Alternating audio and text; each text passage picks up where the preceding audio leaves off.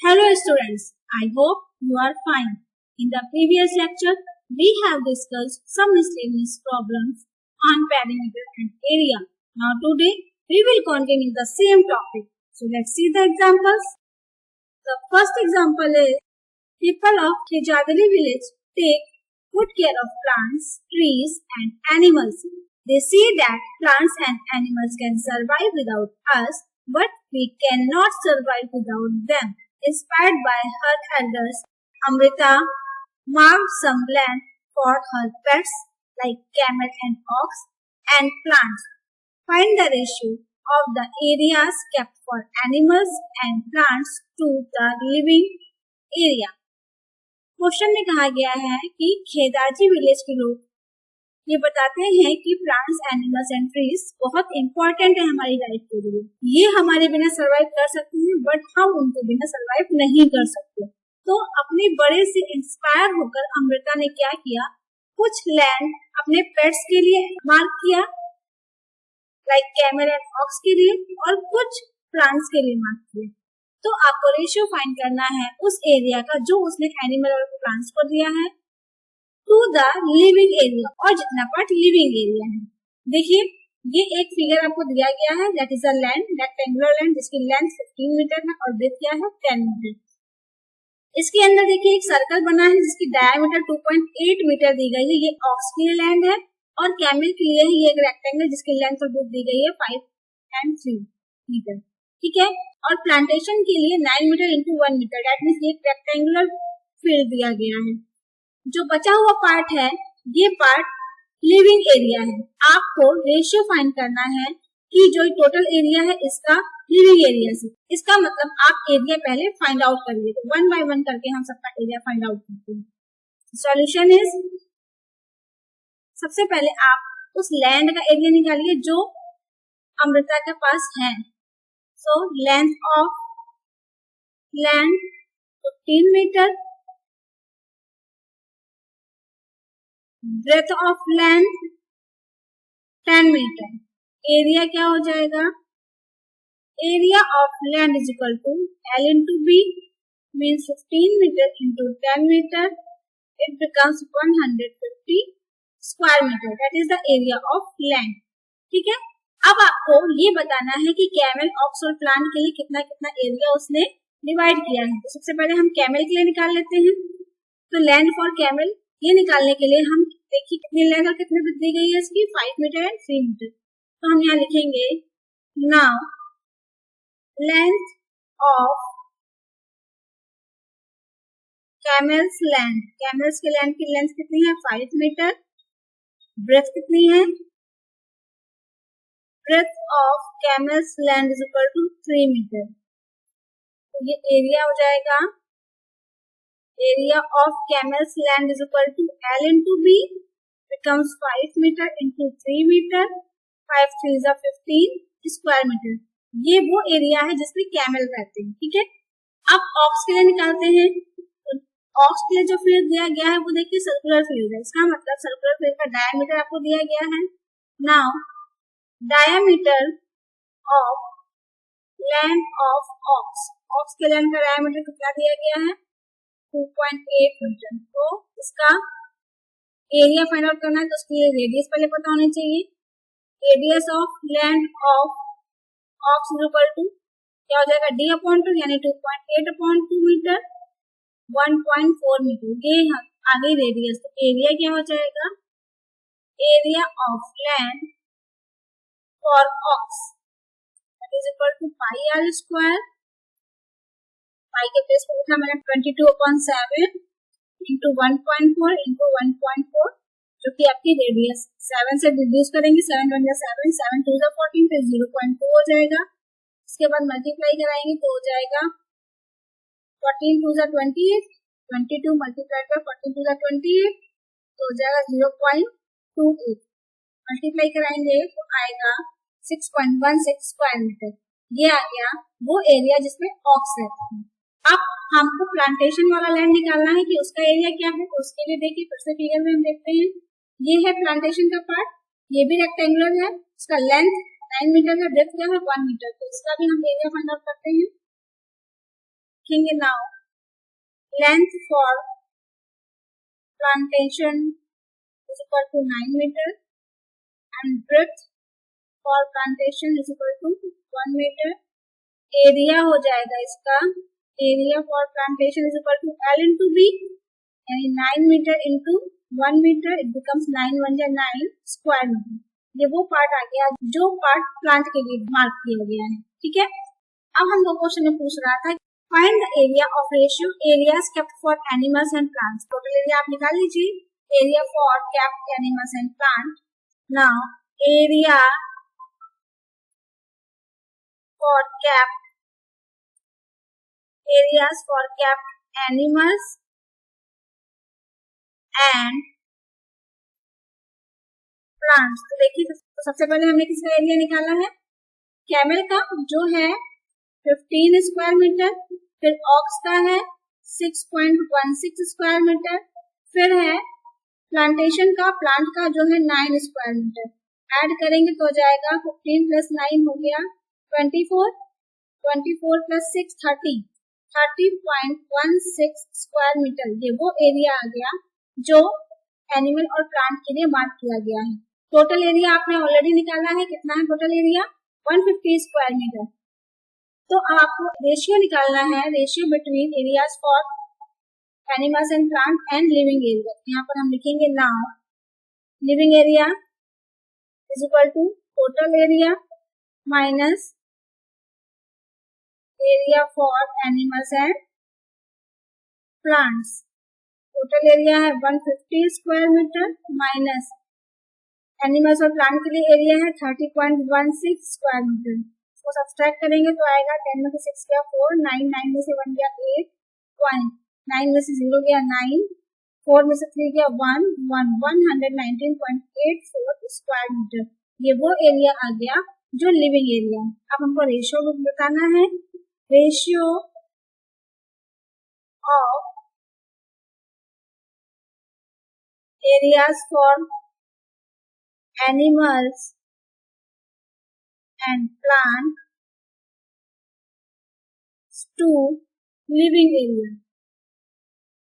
तो रेशियो को हम फ्रैक्शनल पार्ट में कैसे लेते हैं, एरिया कितना है एनिमल्स और प्लांट के लिए 30.16 अपॉन लिविंग एरिया है 119.84।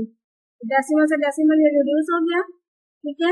अब इसको सॉल्व करते हैं, इससे 10 कट ऑफ होगा 4 से, 4 7 जा 28, 2 4 5 जा 20, 4 4 जा 16। इसको 4 से कट करेंगे तो 4 2 जा 8, 3 4 9 जा 36, 3 4 9 जा 36, 2 4 6 जा 24, यानी ये आ गया 754 अपॉन 2996। इसके बाद और कुछ रिड्यूस होगा, देखिए अभी भी 2 से रिड्यूस होगा, 2 3 जा 6, 2 7 जा 14, 1 2 7 जा 14, 2 1 जा 2, 2 4 जा 8, 2 9 जा 18, 2 8 जा 16। अभी रिड्यूस नहीं हो गया तो रेशियो क्या आ गया 377 ratio 1498। That is the ratio between animals and plants to living area. Next example देखिए, Rani bought a new field that is next to one she already owns.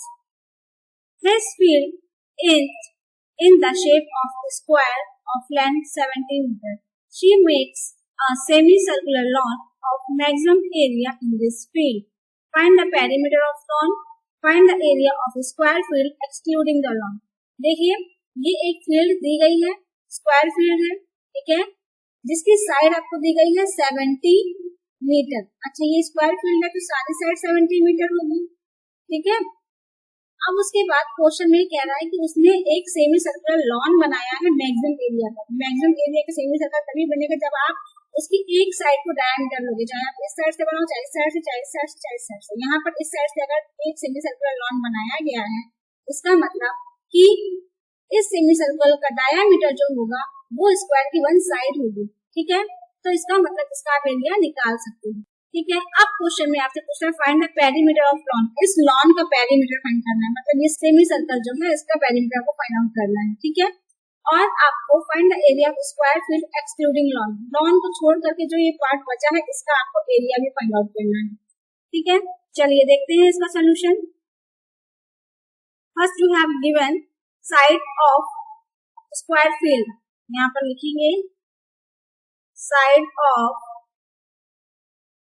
Square field is equal to 70 metre. इसका area क्या हो जाएगा, area of square field is equal to side into side 70 metre into 70 metre multiply कराएंगे 7 7 49 00 square में, ये area आ गया square field का। अब देखिए क्योंकि स्क्वायर की साइड पे ही सेमी सर्कल बन रहा है इसलिए हम यहाँ पर लिखेंगे now according to figure, according to figure diameter of semicircular lawn कितना है डायमीटर 70 मीटर। तो यानी इसका पेरीमीटर क्या हो जाएगा, पेरीमीटर ऑफ लॉन, ध्यान समझिएगा पेरीमीटर का मतलब आउटर बाउंड्री, आउटर बाउंड्री का मतलब अगर आप यहाँ से स्टार्ट करोगे चलो तो सेमी सर्कल है, ठीक है, सर्कमफेरेंस क्या होता है सर्कल का, पाई डी होता है, ये हाफ है तो पाई डी अपॉन 2 हो जाएगा, प्लस ये डायमीटर भी इसमें ऐड होगा क्योंकि वापस आप इसी प्लेस पे आओगे, ठीक है, प्लस डी, दैट मीन्स ये हो जाएगा पाई का मतलब 22/7 मल्टीप्लाई डी अपॉन 2 यानी 70/2 प्लस डी का मतलब 70। तो सॉल्व करेंगे 7 से 70 का 2 10 आ गया, 2 × 2 ये आ गया 11, 110 plus 70 becomes 180 metre, that is the perimeter of the semicircular lawn. ठीक है, ये आपसे फर्स्ट पार्ट पूछ रहा है। सेकेंड पार्ट में आपसे पूछ रहा है कि find the area of square field excluding lawn, lawn को छोड़ करके एरिया निकालना है। तो पहले आप लॉन का एरिया तो निकालो, अभी आपने लॉन का पेरीमीटर निकालना है। तो हम यहाँ पर क्या लिखेंगे, डायमीटर अगर 70 है तो रेडियस कितनी हो जाएगी, if d is equal to 70 metre तो radius is equal to 35 metre, radius 35 metre हो जाएगी। तो एरिया निकाल लेते हैं सेमी सर्कुलर लॉन का। Now area of semi circular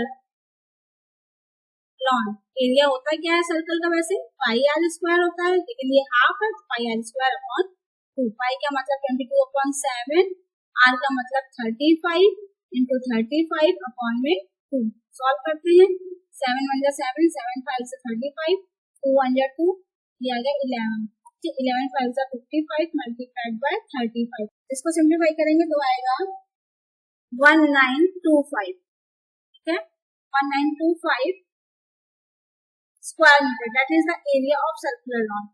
और स्क्वायर का एरिया आपने कितना निकाला था, 4900 स्क्वायर मीटर। और आपको निकालना है area of square feet excluding lawn, यहाँ पर लिखेंगे now area of field excluding lawn is equal to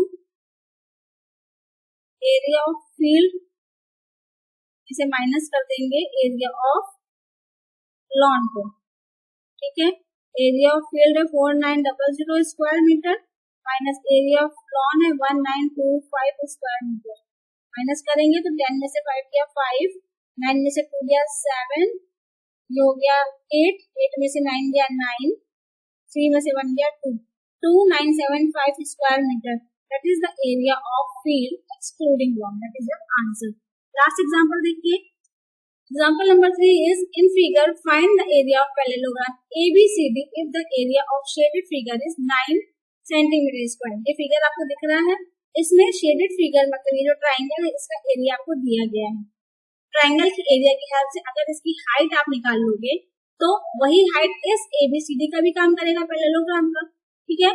अब उसके बाद आपको उस पैरेललोग्राम का एरिया फाइंड आउट करना है। पैरेललोग्राम की हाइट आपने फाइंड आउट कर ली और पैरेललोग्राम का बेस आपको ऑलरेडी पता है, ठीक है, तो बेस इनटू हाइट लगा करके आप पैरेललोग्राम का एरिया भी फाइंड आउट कर सकते हैं। तो solution is first we write here in triangle ABE base BE है जो कि कितना दिया गया है 3 सेंटीमीटर। हाइट कितनी है AE जो कि आपको नहीं पता। Area of triangle ABE is equal to कितना दिया गया है 9 स्क्वायर सेंटीमीटर, यानी 1/2 into B into H is equal to 9। 1/2 base 3 है, हाइट AE है दैट इज 9। तो AE आपको निकालना है। देखिए 9 2 यहाँ पर डिवाइड हो रहा है, उधर जाके मल्टीप्लाई हो जाएगा। 3 यहाँ मल्टीप्लाई हो रहा है, इधर जाके डिवाइड हो जाएगा। तो 3 1 जा 3, 3 3 जा 9 हो जाएगा 3 2 जा 6 सेंटीमीटर। AE कितना आ गया 6 सेंटीमीटर। अब देखिए अब आप पूरा पैरेललोग्राम ABCD ले लीजिए। इन पैरेललोग्राम ABCD अब देखिए बेस क्या है BC है जो आपको दी गई है कितनी 3, ये 3 है और ये 4 है, टोटल कितनी हो गई 3 centimetre plus 4 centimetre equal 7 centimetre. Height क्या है अभी आपने निकाली है हाइट क्या AE जो कि कितनी आई है 6 सेंटीमीटर। एरिया आप निकाल सकते हो। एरिया क्या होता है पैरेललोग्राम का बेस इंटू हाइट। यहाँ पे लिखेंगे area of parallelogram ABCD is equal to base into height. Base means 7 centimeter, height means 6 centimeter. 6 7 is 42 square centimeter. That is the area of parallelogram. Now we know that practice makes perfect. So first you have to solve these examples again, and then after this is your classwork. There are 3 questions. एक बार मैं इन questions को explain कर देती हूँ। देखिए first question में लिखा है pizza factory has come out with 2 kinds of pizzas. A square pizza of side 45 centimeter cost ₹150 and a circular pizza of diameter 50 centimeter cost 160. Which pizza is better deal? आप क्या करेंगी दोनों का area निकाल लेंगे, स्क्वायर पिज्जा का भी और सर्कुलर पिज्जा का भी। ठीक है, अब ये आप देखेंगे किसका एरिया ज्यादा है, जिसका एरिया ज्यादा है और उसकी कॉस्ट में भी कंपेयर करेंगे, उस हिसाब से आप बता पाएंगे कि भी pizza is a better deal, कौन सा पिज्जा लेना ज्यादा सही है। सेकंड क्वेश्चन में देखिए लिखा है 3 squares are attached to each other as shown in figure. दिख रहा है आपको 3 स्क्वायर हैं जो कि एक दूसरे से अटैच किए गए हैं। Each square is attached at a mid point, मतलब ये बड़ा वाला स्क्वायर है जिसकी साइड 6 सेंटीमीटर है, तो छोटे वाले स्क्वायर की जो साइड स्टार्ट होगी वो इसकी मिड पॉइंट से, मतलब ये होगा 3 मीटर और ये कितना होगा 1.5 मीटर। ठीक है, क्वेश्चन में कह रहा है find the perimeter of complete figure. इस पूरे फिगर का आपको पेरीमीटर फाइंड आउट करना है। मतलब अगर आप यहाँ से स्टार्ट करोगे तो 6 + 6 + 3 metre + 3 metre + 1.5 metre + 1.5 metre + 1.5 metre + 1.5 metre + 3 metre + 6 metre वापस इस पॉइंट पे आ रहे। ये आउटर फिगर आपको फाइंड आउट करना है। पेरीमीटर का मतलब आपको बाहर ही बाहर चलना है। ठीक है, जो आएगा ऐड करके वही आपका आंसर होगा। लास्ट क्वेश्चन में देखिए area of an isosceles triangle is 140 square centimetre if the altitude corresponding to the base of triangle 8 centimetre, find the perimeter of triangle. कहा गया है एक आइसोसेलेस ट्रायंगल है जिसका एरिया आपको दिया गया 48 स्क्वायर सेंटीमीटर, और आइसोसेलेस ट्रायंगल में आपको पता है जो उसका एल्टीट्यूड होता है वही उसका मिड पॉइंट होता है। फाइंड द एल्टीट्यूड, एल्टीट्यूड आपको फाइंड आउट करना है। बेस आपको दिया तो निकाल सकते हो, एरिया दिया है तो। ठीक है, अब उसके बाद बेस आपको मान लीजिए एक आइसोसेलेस ट्रायंगल है, ये आपको बेस दिया 8 सेंटीमीटर। ठीक है, आप इसका एल्टीट्यूड निकाल लोगे। ठीक, अब उसके बाद आपको पेरीमीटर फाइंड करना है क्योंकि ये राइट एंगल ट्रायंगल है, तो आप थर्ड साइड उसकी निकालोगे पाइथागोरस प्रॉपर्टी से। जो ये साइड आएगी वही साइड ये आएगी। उसके बाद पेरीमीटर फाइंड करने के लिए आप क्या करोगे, तीनों को ऐड करोगे। After solving this question check your answer which are given here. Thank you for watching, see you in the next video.